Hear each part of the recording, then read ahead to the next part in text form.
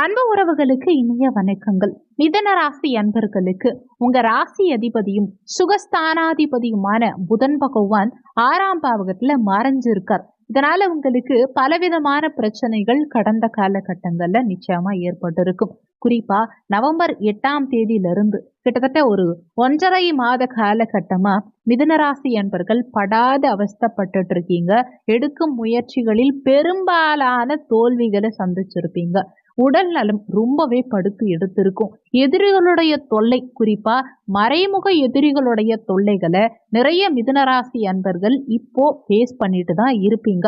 கூட இருந்தே குழி பறிக்கிறவங்க நிறைய பேர் உங்க கூட இருக்கத்தான் செய்வாங்க. ஆனா அது யாருன்னே அடையாளம் காண முடியாத அளவுக்கு அவங்க ரொம்ப சாதுரியமா உங்களுக்கு எதிராக ஒரு சில வேலைகளை எல்லாம் இப்போ செஞ்சுட்டு இருக்காங்கிறது தான் உண்மை. கடன் ஒரு பக்கம் கழுத்தை நெருக்கிற அளவுக்கு அதிகரிச்சுக்கிட்டே தான் இருக்கு. கூட இருந்தவங்களை தான் நம்ப முடியலன்னா வீட்டுல இருக்கவங்களே நமக்கு சாதகமா இல்ல. வீட்லயே நம்மள நம்பல. வீடு கட்டுறதுல தடை, வண்டி வாகனங்கள் வாங்குறதுல தடை, இடம் வாங்குறதுல தடை, இந்த மாதிரி அசையா சொத்து சேர்க்கை, அசையும் சொத்து சேர்க்கை சம்பந்தமான விஷயங்கள்ல நிறைய தடங்கல்களை கடந்த காலகட்டங்கள்ல நீங்க ஃபேஸ் பண்ணிட்டு தான் இருக்கீங்க. மற்ற எல்லாத்த கூட பொறுத்துக்கலாம், ஆனா உடல்நல தொந்தரவுகளை மட்டும் அனுபவிக்கவே முடியல. என்ன வாழ்க்கை இதுன்னு நினைக்க தோணுதுங்கிற மிதுன ராசி அன்பர்களுக்கு நீங்க கனவிலும் எதிர்பார்க்காத மிகப்பெரிய யோகமான காலகட்டமா இந்த காலகட்டம் இருக்குன்னு சொன்னா நம்புவீங்களா? அதான் உண்மை. ஏன்னா உங்க விரையாதிபதியும் பஞ்சமாதிபதியுமான சுக்கிரன் இப்போ மகரத்துல, அதாவது அஷ்டமத்துல இருக்கார். 5ஆம் இடத்து அதிபதியா இருந்த அஷ்டமத்துல மறைஞ்சது கொஞ்சம் சுமாரான அமைப்பா இருந்தாலும் அதே சுக்கிரன் தான் உங்களுக்கு விரையாதிபதி. 12ஆம் இடத்து அதிபதி அஷ்டமத்துல இருக்கார். என்னன்னா கெட்டவன் கெட்டிடில் கெட்டிடும் ராஜயோகம்னு ஒரு விதி இருக்கு ஜோதிடத்துல. அந்த விதிப்படி விரையாதிபதி அஷ்டமத்துல பலமிழக்கும் காரணத்தினால மிகப்பெரிய பொருளாதார முன்னேற்றத்தை இந்த காலகட்டத்துல நீங்க எட்ட போறீங்க. நல்ல செல்வ சேர்க்கையை ஏற்படுத்தி கொடுக்கும். மக்கள் மத்தியில பிரபலமாக கூடிய சூழலை மிதுனராசி அன்பர்களுக்கு இந்த காலகட்டம் ஏற்படுத்தி கொடுக்கும். சொகுசு வாழ்க்கை, சுகபோகமான வாழ்க்கை, சுகபோகம் தேடி வரும். பொருளாதார முன்னேற்றம் சிறப்பா இருக்கும். பணவரவு உங்களை தேடி வரும்.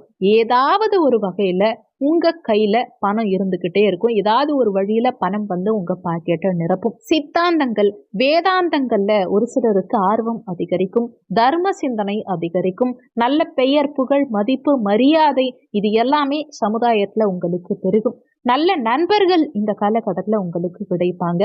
நட்புகள் மூலமா அனுகூலம் இருக்கும். நல்ல நண்பர்களால உங்களுக்கு வாழ்க்கையில புதிய ஐடியாஸ் கிடைச்சி அபிவிருத்தி செய்யக்கூடிய சூழல் நிச்சயம் இருக்கும். உங்க பேச்சு பலரையும் கவரக்கூடிய விதத்துல இருக்கும். உங்க பேச்சினால இந்த காலகட்டத்துல அனுகூலங்கள் இருக்கும். என்னதான் உங்க ராசி அதிபதி 6ஆம் இடத்துல மறைஞ்சிருந்தாலும் சுக்கிரன் உங்களுக்கு மிகப்பெரிய யோகத்தை கொடுக்கிறார். ஒன்றுக்கு மேற்பட்ட வருமானம் இருக்கும். எதிர்பாராத திடீர் பணவரவு இந்த காலகட்டத்துல மிதுன ராசி அன்பர்களுக்கு இருக்க போது நிச்சயம் இருக்கும். நீங்க சந்தேகத்தோட இந்த வீடியோவை பார்க்க வேண்டாம். நிச்சயமா எதிர்பாராத திடீர் பணவரவு, திடீர் அனுகூலம் உங்களுக்கு பொருளாதார வகையில இருந்தே தீரும். மிதுன ராசியை பொறுத்த வரைக்கும் மிருகசீரிஷம் 3, 4ஆம் பாதங்கள், திருவாதிரை 1, 2, 3, 4ஆம் பாதங்கள், புனர்பூசம் 1, 2, 3ஆம் பாதத்தை உள்ளடக்கியது மிதுன ராசி. மிதுன ராசிக்கு அதிபதி புதன் பகவான். வீடியோல சொல்லக்கூடிய பலன்கள் ஆண் பெண் இருப்பாளருக்கும் பொருந்தக்கூடிய பலன்கள். கடந்த காலகட்டங்கள்ல சனி பகவான் உங்க பாக்கியஸ்தானத்துல வக்ரகதியில இருந்தார். சனி இப்போ வக்ர நிவர்த்தி ஆயிட்டார். ஆனா குரு இப்ப வக்ரகதியில இருக்கார். உங்களுக்கு என்னதான் 12ஆம் இடத்துல குரு மறைஞ்சிருந்தாலும் இப்போ வக்ரகதியில இருக்கிறது ஒரு வகையில உங்களுக்கு சாதகம் தான். சிந்திய கண்ணீருக்கு ஒரு பதில் கிடைக்கும். நீங்க வேண்டிய வேண்டுதல்களுக்கு ஒரு நல்ல மாற்றம் இந்த காலகட்டத்துல நிச்சயமா இருக்கும். உங்க ஆசைகள் நிறைவேறும். உங்க எண்ணங்கள் நிறைவேறும்.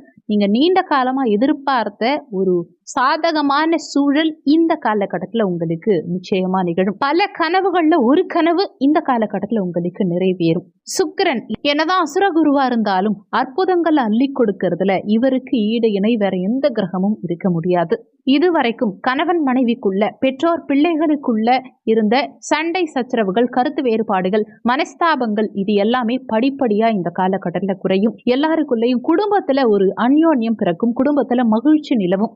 அரசு துறையில இருக்கவங்களுக்கும் சரி, பொது வாழ்க்கையில ஈடுபடுறவங்களுக்கும் சரி, உங்க பெருமையும் அருமையும் அடுத்தவங்களுக்கு தெரியும். அதே நேரத்துல அரசு சார்ந்த துறைகள்ல இருக்கவங்க இந்த காலகட்டத்துல சற்று கவனமா இருந்துக்க வேண்டியது அவசியம். காரணம், செவ்வாய் பகவான் பலமிழந்திருக்கார்.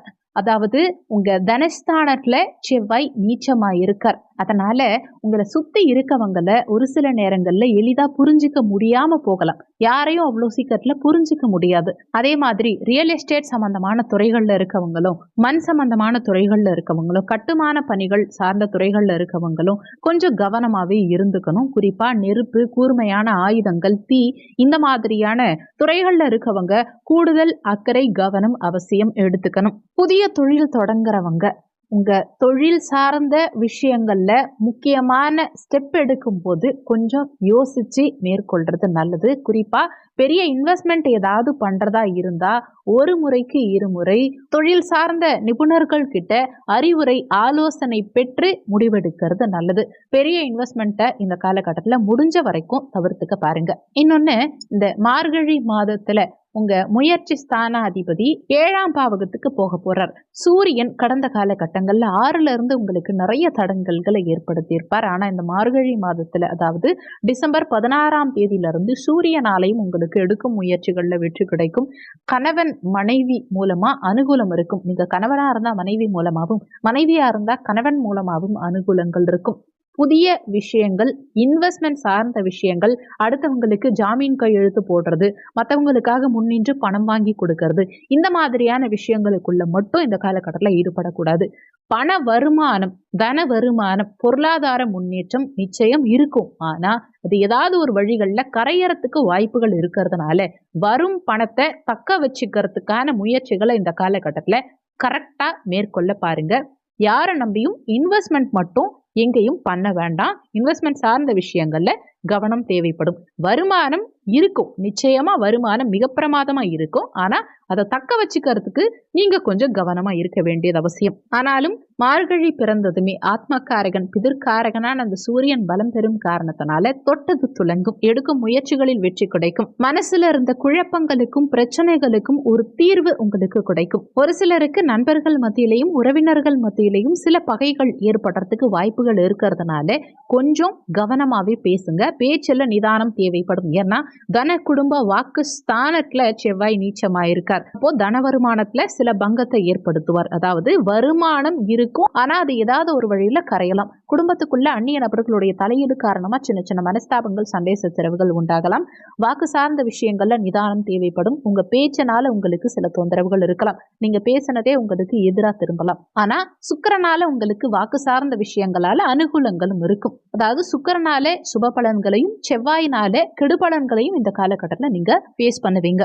சனியை பொறுத்த வரைக்கும் பாக்கியஸ்தானத்துல இருந்து நீங்க செஞ்ச கர்ம வினைக்கேற்ப உங்களுக்கு பலன்களை ஏற்படுத்துவார். மேக்சிமம் சனி பகவானால உங்களுக்கு யோக பலன்கள் தான் இருக்கும். கெடுபலன்கள் பெரிய அளவில் இருக்காது, கவலைப்பட வேண்டாம். ஒரு சிலருக்கு தவறான பாதையில செல்றதுக்கு நண்பர்கள் மூலமா ஒரு சில தூண்டுதல்கள் இருக்கும். எக்காரணத்தை கொண்டும் தவறான பாதையில போறதுக்கான வழிமுறைகளை மேற்கொள்ள வேண்டாம். இந்த காலகட்டம் இன்னமும் சிறப்பா இருக்கணும்னு நினைச்சீங்கன்னா, வெள்ளிக்கிழமை தினங்கள்ல சுக்கிர ஹோரை நேரத்துல, வெள்ளிக்கிழமை சுக்கிர ஹோரை காலையில 6 மணிலிருந்து 7 மணி வரைக்கும் வரும். மதிய நேரமா இருந்தா 1 மணிலிருந்து 2 மணி வரைக்கும் சுக்கிர ஹோரை நேரம். ஆனா அந்த நேரத்துல நட சாத்திருக்கலாம், பார்த்துக்கோங்க. இரவு நேரமா இருந்தா 8 மணிலிருந்து 9 மணி வரைக்கும் இந்த காலகட்டம் சுக்கிர ஹோரை வரும். வெள்ளிக்கிழமை சுக்கிர ஹோரை நேரத்துல பெருமாள் ஆலயம் சென்று மகாலட்சுமி தாயாருக்கு வெள்ளை நிற மலர் சூட்டி மகாலட்சுமி தாயார் வழிபாடு, ஒரு நெய்தீபம் ஏற்றி மகாலட்சுமி தாயார் வழிபாடு செய்யறதும், லக்ஷ்மி நரசிம்மருக்கு உங்களால முடிஞ்ச அபிஷேக பொருட்கள் வாங்கி கொடுக்கறதும் மிகப்பெரிய முன்னேற்றத்தை கொடுக்கும். உங்களுக்கு கடன் அதிகமா இருக்குங்கிற பட்சத்துல ருண விமோச்சன ஸ்லோகம் லக்ஷ்மி நரசிம்மருக்கு சொல்லும் பட்சத்துல உங்க கடன்கள் படிப்படியா குறையறத கண் கூட பார்க்கலாம். இந்த வீடியோ உங்களுக்கு பயனுள்ளதா இருந்தா உங்க நண்பர்களுக்கும் ஷேர் பண்ணுங்க. அவங்களும் பயன்பெற்றா அந்த புண்ணியம் உங்களுக்கும் கிடைக்கும். இந்த வீடியோல உங்களுக்கு ஏதாவது சந்தேகம் இருந்தா கீழே இருக்க கமெண்ட் செக்ஷன்ல சொல்லுங்க. நன்றி. மற்றொரு நல்ல பதிவோடு மீண்டும் உங்களை சந்திக்கிறோம்.